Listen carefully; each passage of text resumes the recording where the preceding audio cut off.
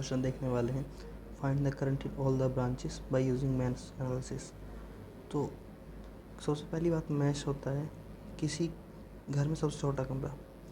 जैसे इसमें 3 मैश हैं, 1, 2 and 3। Okay, so for mesh analysis सबसे पहले हम क्या करेंगे, I1 I2 I3 ले लेंगे जो कि मैश करंट होगी। हम क्लॉकवाइज एंटी क्लॉकवाइज किधर भी ले सकते हैं। ओके, सो मैं इसमें ले रहा हूँ I1 इस डायरेक्शन में मीन्स क्लॉकवाइज, I2 इस डायरेक्शन में क्लॉकवाइज, I3 इस डायरेक्शन में क्लॉकवाइज। ओके, I3 1 एम्पियर के अपोजिट साइन अपोजिट है, तो मैं इसको इस तरह लिख सकता हूँ। ओके, नाउ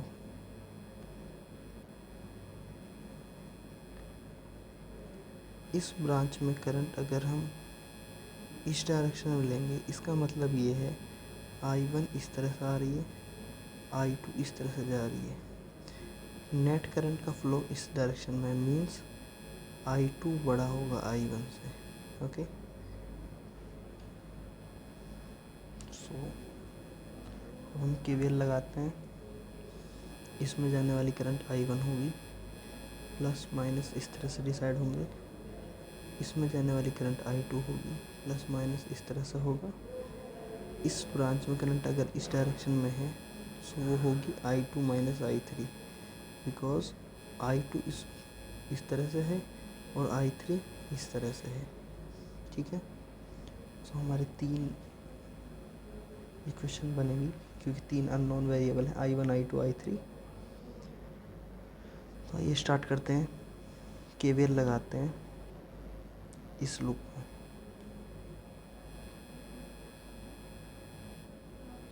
ओके, सबसे पहले हम KVL लगाएंगे तो पहले हमें क्या मिला, मान लीजिए यहाँ से स्टार्ट करते हैं इस पॉइंट से।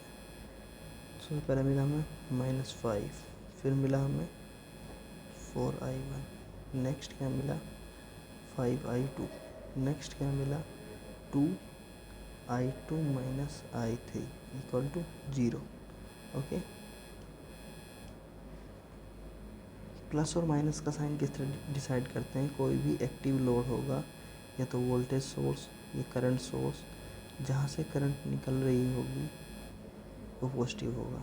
ठीक है, और जो भी लोड होगा कि कोई भी हो सकता है RLC, जहाँ पे करंट एंटर हो रही वो पॉजिटिव होगा, अदरवाइज अदर टर्मिनल नेगेटिव होगा। सो इसे सॉल्व कर लेते हैं। 4I1 7I2 minus 2I3। I3 की वैल्यू पता है हमें -1, सो इसमें यहाँ पुट कर देंगे -5 4I1 7I2 plus 2 equal to 0। अब हम इसका लिख सकते हैं 4I1 7I2 equal to 3, equation number 1। Okay, next equation कौन देगा, ये एक क्वेश्चन है सुपर मैश का, बिकॉज 2 मैश के बीच में एक करंट सोर्स आ जा रहा है। ओके, सो उसकी value I2 minus I1 equal to 2 ampere है। 2 इक्वेशन हो गई है, 2 वेरिएबल हो गए हैं।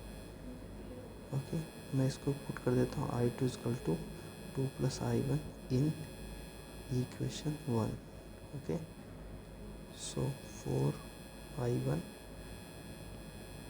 Plus I1 to 3, 11I1 plus 14 equal to 3, 11I1 equal to -11। So I1 की वैल्यू आएगी आपकी -1 ampere. Now equation 2, from equation 2 we know that I2 minus I1 is equal to 2 ampere, and we know I1 is equal to -1, so minus minus plus, I2 plus 1 is equal to 2, I2 is equal to 1 ampere. So we got that I1 is equal to 1 ampere, minus 1 ampere, I2 equal to 1 ampere, I3 equal to minus 1 ampere. Okay, so हम लिख सकते हैं current in 4 ohm equal to minus 1 ampere, current in 5 ohm is equal to I2, that is 1 ampere. Current in 2 ohm, I of 2 ohm is equal to nothing but I2 minus I3. I2 हमारा 1 ampere है, I3 minus 1 means 2 ampere. Current in 3 ohm is equal to nothing but I3, that is nothing but minus 1 ampere. Okay, सो ये हमारा question था। देख लीजिए, कोई भी doubt होगा तो आप मैसेज कर सकते हैं। Thank you.